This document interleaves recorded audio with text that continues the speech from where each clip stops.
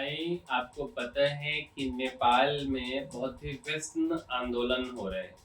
क्या यह आंदोलन केवल नेपाल में हो रहा है? नहीं मेरे भाई।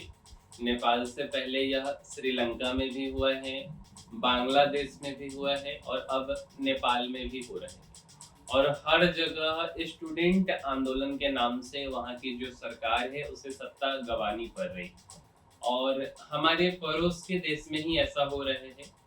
और इसमें किसका हाथ है यह तो हम डायरेक्ट रूप से नहीं कह सकते, बट एक्चुअल में इन सब के पीछे दुनिया की कोई एक बहुत बड़ी शक्ति भी इसमें इन्फ्लुएंस रहती है इनडायरेक्ट रूप से। अब हर लोग उसका नाम लेने से बचते हैं, बट केवल एक देश के बच्चों के भरोसे इतना बड़ा आंदोलन नहीं हो सकता। बहुत बुरा तरीके से वहां पे यह आंदोलन हो रहा है। थोड़ा सा इस बात को समझिए पहले। देखो भैया, नेपाल में तख्ता फ्लड यह वो ऑफिस है जहां से नेपाल की सरकार चलती है। पूरे को आग लगा दिया गया है, सिंहासन को फूंक दिया गया है। इस ऑफिस का नाम है सिंह दरबार। यह पीएम का कार्यालय है। 1700 कमरा वाले इस पैलेस में पीएम और जितने भी मंत्रालय हैं उन सबके ऑफिस हैं। और यहीं से नेपाल की सरकार चलती थी जिसे आग लगा दिया गया। जो वहाँ के पीएम हैं उनका इस्तीफा हो गया है। और हेलीकॉप्टर से जो वहाँ के मतलब बेसिकली पीएम थे वो भागे हैं। राष्ट्रपति भवन, संसद, सुप्रीम कोर्ट, पीएम और कई मंत्रियों के घर फूके गए हैं। थानों, बैंक और मॉल्स में लूटपाट। काठमांडू से उड़ानें बंद है। 700 भारतीय भी वहां फंसे हुए हैं। और रात में सेना ने कमान संभाली है। मेरे भाई, नेपाल में भ्रष्टाचार व सोशल मीडिया पर पाबंदी से भर के जिनजी 1997 में से लेके 2012 तक जिनका जन्म हुआ है उसको हम जनरेशन जेड बोलते हैं, ठीक है। और शॉर्ट में उसे जेनजी बोला जाता है। के आंदोलन के आग में 24 घंटे के अंदर ओली सरकार की सत्ता का सिंहासन फूंक दिया गया। पुलिस फायरिंग में 24 युवाओं की मौत के बाद देश भर में हिंसा भड़क उठी। दबाव इतना बढ़ा कि कई मंत्रियों के इस्तीफे देने के बाद पीएम केपी शर्मा ओली को भी इस्तीफा देना पड़ा। राष्ट्रपति रामचंद्र पौडेल ने इस्तीफा तुरंत स्वीकार कर लिया। इसके बाद ओली हेलीकॉप्टर से सुरक्षित जगह भाग गए। इस्तीफे के बावजूद आक्रोश नहीं थमा।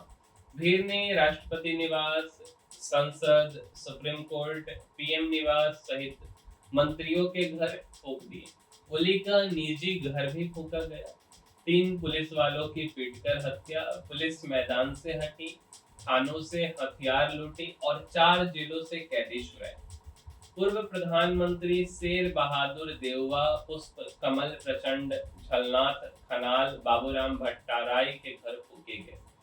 काठमांडू एयरपोर्ट से घरेलू और अंतरराष्ट्रीय उड़ानें रुकी। एयर इंडिया ने भी उड़ानें रद्द की। 700 भारतीय यात्री एयरपोर्ट पर फंसे हैं। सेना रात 10 बजे से सड़कों पर उतरी। आर्मी चीफ अशोक राज सिंहदेल ने शांति की अपील की और युवाओं को बातचीत के लिए बुलाया। सरकारी टीवी चैनल कांतिपुर व काठमांडू पोस्ट का दफ्तर भी फूका गया है। इस बीच नई दिल्ली में पीएम नरेंद्र मोदी ने रक्षा मामलों की कैबिनेट कमेटी की बैठक में नेपाल के हालत पर चर्चा की। हिंसा पर दुख जताते हुए शांति की अपील भी की है। अब देखिए, पूर्व पीएम की पत्नी को जिंदा जला दिया गया। कई मंत्रियों को दौरा दौरा के पीटा है। ये राजलक्ष्मी है। पूर्व पीएम झालानाथ खनाल की पत्नी को जिंदा जलाया, इनकी मौत हो गई बाद में। बीपी पौडेल नेपाल के डिप्टी पीएम व वित्त मंत्री को दौरा कर पीटा गया, यह जान बचाकर भागे। उसके बाद शेर बहादुर देउवा, पूर्व पीएम और नेपाली कांग्रेस के अध्यक्ष देउवा को घर से निकालकर पीटा गया। आरजू राणा विदेश मंत्री हैं, वह शेर बहादुर देउवा की पत्नी, इन्हें भीड़ ने बुरी तरह पीटा। नेपाली कांग्रेस पार्टी मुख्यालय में आग लगाई। पार्टी का ओली सरकार को समर्थन था। रात भर में बदला चेहरा। पहले छात्र मोर्चे पर थे, अब हथियार बंद आ गए। नेपाल में भ्रष्टाचार व सोशल मीडिया पर बैन के खिलाफ शुरू हुआ जेनजी का विद्रोह 24 घंटे में ही उपद्रव में बदल गया। आंदोलन का रूप रंग और चेहरा दोनों बदल गए। सोमवार को सड़कों पर स्कूल कॉलेज छात्र थे, मंगलवार को आक्रामक नए चेहरे दिखे। इनमें कुछ विचित्र वेशभूषा में, कुछ हथियारों से लैस थे। एक दिन पहले ऐसा नहीं था। जानकारी के मुताबिक नेपाल के सातों राज्य के कुछ स्वार्थी समूह और सियासी नेता इस अराजकता का फायदा उठा रहे हैं। विरोध की आड़ में औद्योगिक प्रतिष्ठानों पर हमला और लूटपाट हो रही है। जिन्हें निशाना बनाया गया उनमें भारतीय मूल के लोगों के प्रतिष्ठान भी हैं। पहचान के आधार पर नारेबाजी हुई। सत्ता परिवर्तन का यह मॉडल बांग्लादेश जैसा है।